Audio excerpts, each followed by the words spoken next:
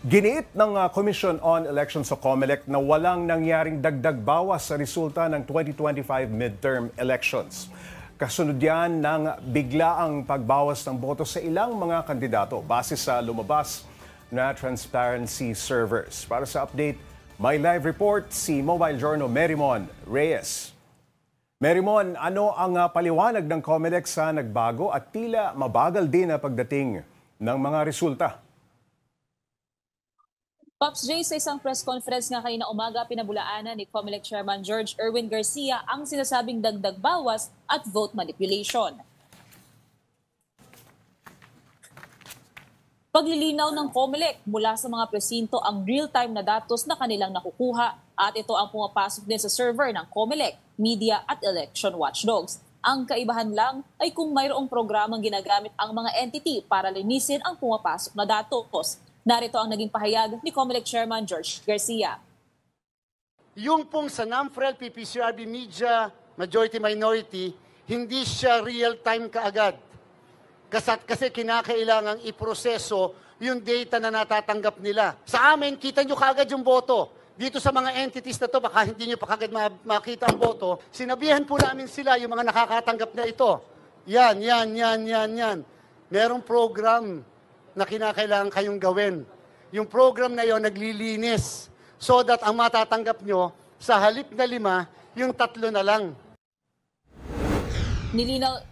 Nilinaw din ng COMELEC ang kanilang ipinadala ay election returns mula sa clustered precincts at hindi ang vote tally. Hindi rin daw sila maaaring maglabas ng ranking o listahan ng mga nagwawaging senador hanggat hindi opisyal na matatanghal. Nagmula ito sa obserbasyon nga tulad mo nang sabi mo, Pops J, na hindi angkop na naobserbahan ng ilan na hindi raw angkop ang lumalabas na bilang ng mga boto sa dami ng election returns na pumapasok sa COMELEC. Napansin kasi ito ng marami na may milyong-milyong boto na biglaang nawala sa isang kandidato. At sa ngayon, Pops J, tulad nga ng nasabi mo, nangunguna pa rin talaga si Senator-elect Christopher Bongo. At base rin sa nakuha nating datos mula naman doon sa canvassing naman ng votes para sa local absentee voting, nangunguna din itong si Bongo with over 45,000 votes. Sinusundan din siya ni senatorial re-electionist hopeful at mukhang magiging senatorial-elect din na si Bato de la Rosa with 44,818 votes. At pumapangatlo si Representative Rodante Barcoleta with 34,000 votes. At yung nasa dulo ay si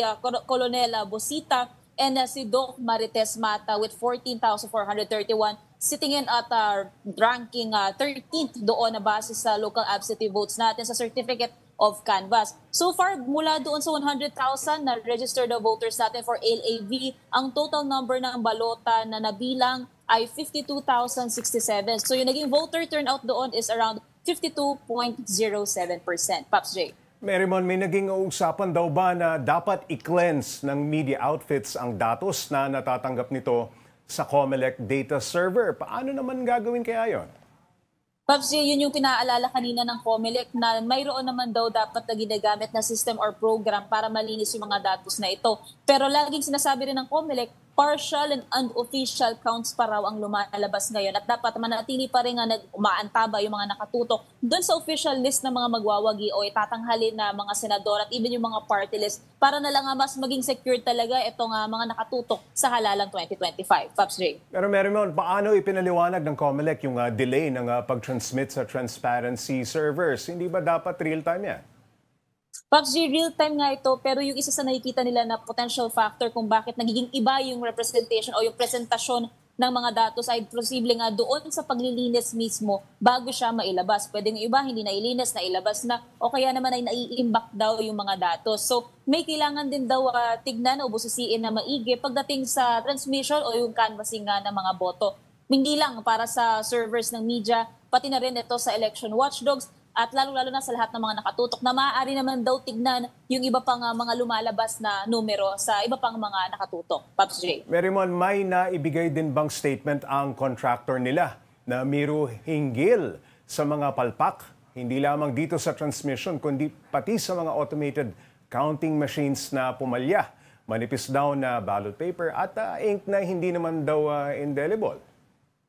Pops J, base sa mga nakuha din natin na reports, yung iba sa mga ito ay para siyang case-to-case basis. Pero yung tungkol doon sa manipis na papel, ang nasabi ng COMELEC dito ay para rin daw ito ay maging efficient at yung sa pagtitipid nga para sa National Printing Office. Pero pagdating doon sa mga automated counting machines, ang pinakasolusyon na ginawa dito, kasi around 300 yung huli nating nalaman na nagkaroon ng problema, pinalitan naman daw agad ng contingency machines yung mga ACM para hindi na raw mapatagal yung proseso nga ng pagboboto. At guarantee naman ng COMELEC, hindi naman daw nito naapektuhan o maapektuhan yung pagpasok o yung pag-record mismo ng mga balota. Pops J. Merimon, may estimate na ba kung kailan mapoproklama ang mga nanalong senador at party list groups?